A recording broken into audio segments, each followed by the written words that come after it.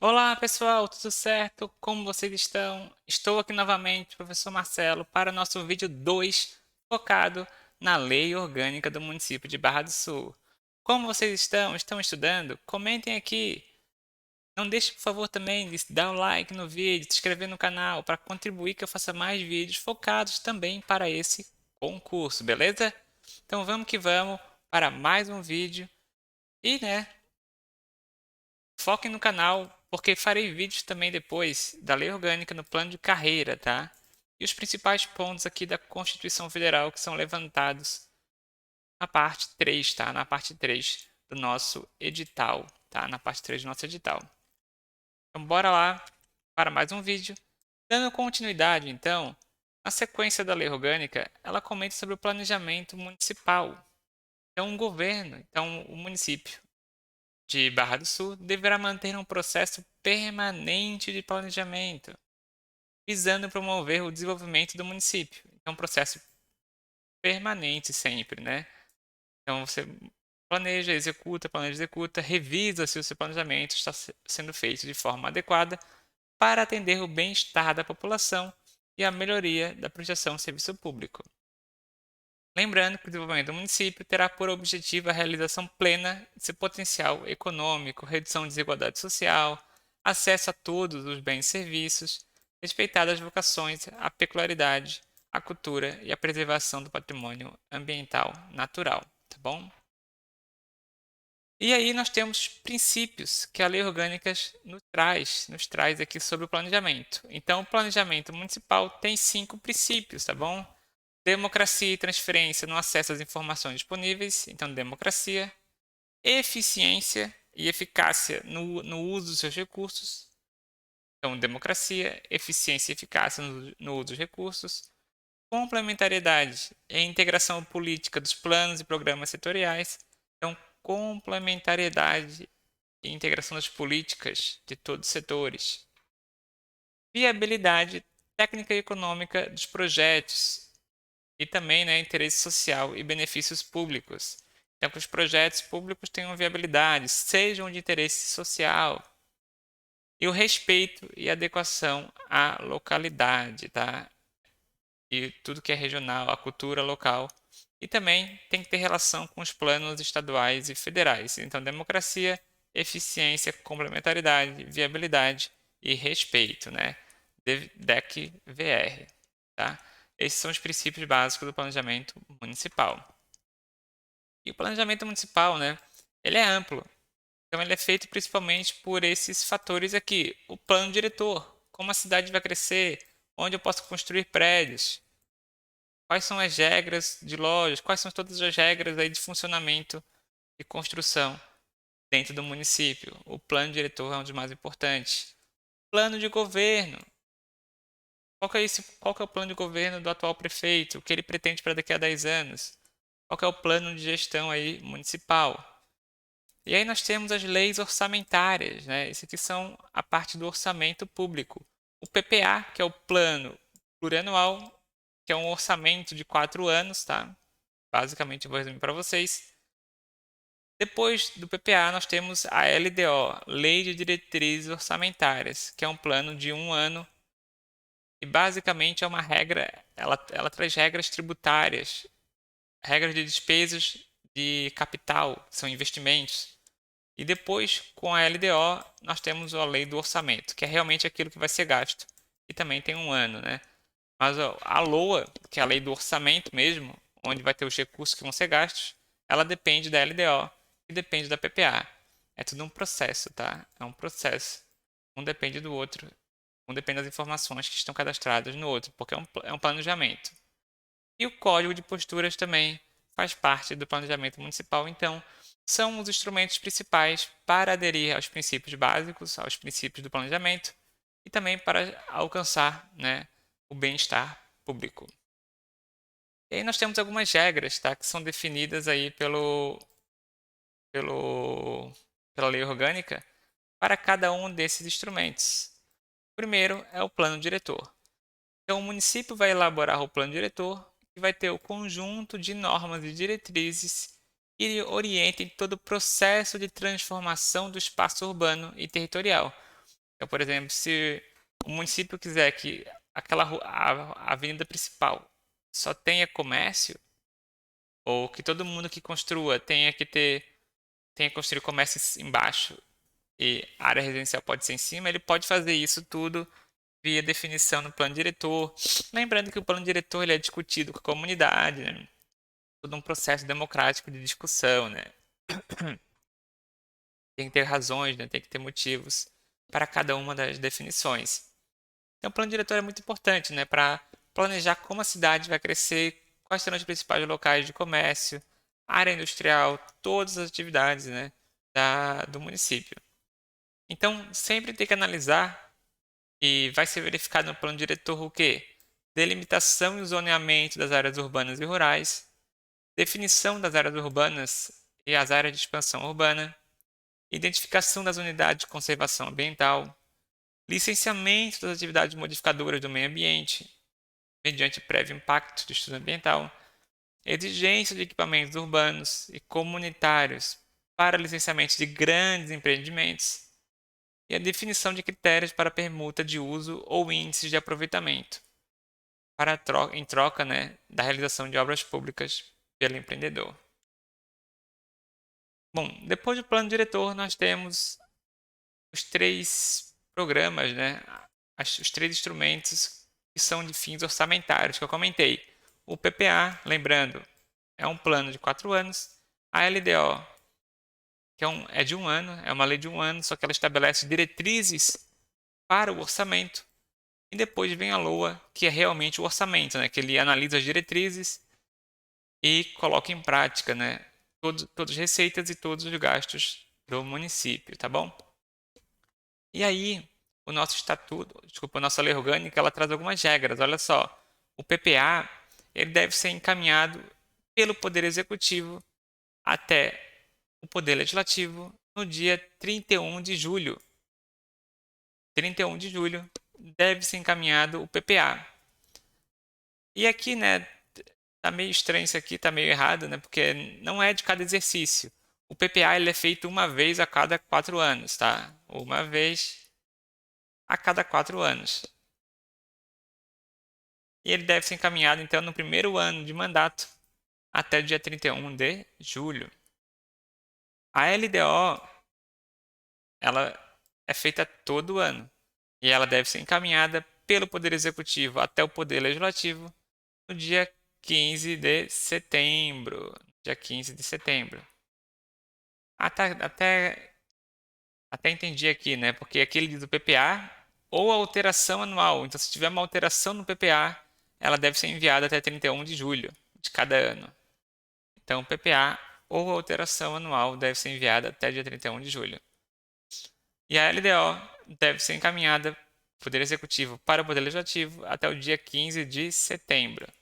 Então, gravem, LDO 15 de setembro tem que ser encaminhada para o Poder Legislativo votar. Por quê? Porque a LDO ela estabelece as diretrizes do orçamento. E aí, depois que tu faz a LDO, tu pode fazer a LOA, que é a lei orçamentária mesmo, onde vai ter todas as receitas, todas as despesas. Depois de aprovada ela, nós temos até 30 de outubro para encaminhar, né, a lei do orçamento. A lei do orçamento. Então, 31 de julho, o PPA, ele acontece realmente no primeiro ano de mandato do governo. Tem que ser enviado até 31 de julho. Depois, temos a LDO 15 de setembro, todo ano, e a LOA 30 de outubro. E é uma especificidade que Barra do Sul, a alteração anual que você pode alterar o PPA. Também tem que ser enviado até dia 31 de julho de cada ano, tá bom? A Câmara Municipal tem que analisar o processo. Então, essas aqui são as datas para o prefeito, né, para o Poder Executivo, junto com seus secretários, junto com a contabilidade, que auxilia a elaborar o orçamento, enviar para o Poder Legislativo. E depois eles têm que votar. Então, a Câmara Municipal vai receber dia 31 de julho o PPA. E ela tem até 31 de agosto para votar e devolver, um mês. A LDO, nós temos até 15 de setembro para encaminhar. O Poder Executivo encaminha para o Poder Legislativo. Aí a Câmara tem que devolver até o dia 15 de outubro, um mês. E a LOA, que é a Lei Orçamentária Anual, ela é enviada até o dia 30 de outubro e deve ser votada até o dia 15 de dezembro. Então tem datas. Isso tem datas, né? Porque se parar o município, se não for votado o orçamento, não é gasto nada. O recurso não entra. O recurso não pode ser contabilizado, não pode ser registrado, não pode ser feito pagamentos, né? Tem até algumas formas de fazer, mas tem que ser seguida a lei orgânica, né? Isso é sempre votado, sempre entrado em pauta e é uma regra da lei orgânica, tá bom? Temos algumas vedações. Então, o orçamento tem algumas proibições, né? Então, por exemplo, de acordo com a lei orgânica, é proibido você começar um programa, um projeto que não esteja na lei orçamentária. Então, vejam, né? Eu não posso começar um novo projeto de construção de uma rodovia, construção de um novo posto, se não tiver previsto essa despesa no orçamento. Então, é vedado. É vedado realizar despesa que exceda o orçamento, que exceda aquilo que está previsto em lei. É proibido, não tem nem como fazer, o sistema não deixa. É proibido realizar empréstimo que ultrapasse a despesa de capital, ressalvado, né, a autorização de créditos conforme a Câmara. Então, somente se foi aprovado pela Câmara. É vedado também vincular receita de impostos, órgãos, fundos, ressalvados aquele destinado aí à educação, à saúde, né? Então eu não posso destinar, não, o dinheiro do IPTU vai para meio ambiente, não pode, né? É proibida a vinculação das receitas de impostos, a menos aquelas para manutenção do ensino, que é o 25% aí da educação. Sobre obras e serviços municipais, também a lei orgânica destaca, né, que é a responsabilidade do município através, né, mediante a licitação e de conformidade com os interesses públicos, né, necessidade pública, prestar serviços diretamente ou sob regime de concessão ou permissão, né, bem como realizar obras podendo contratá-la através de processo licitatório. É importante que nenhuma obra e serviço do município poderá ter início sem os seguintes pontos: tem que ter um projeto, tem que ter um orçamento do custo do projeto, da obra, do serviço, tem que ter uma indicação da onde que vai sair esse dinheiro, tem que ter a viabilidade, tá?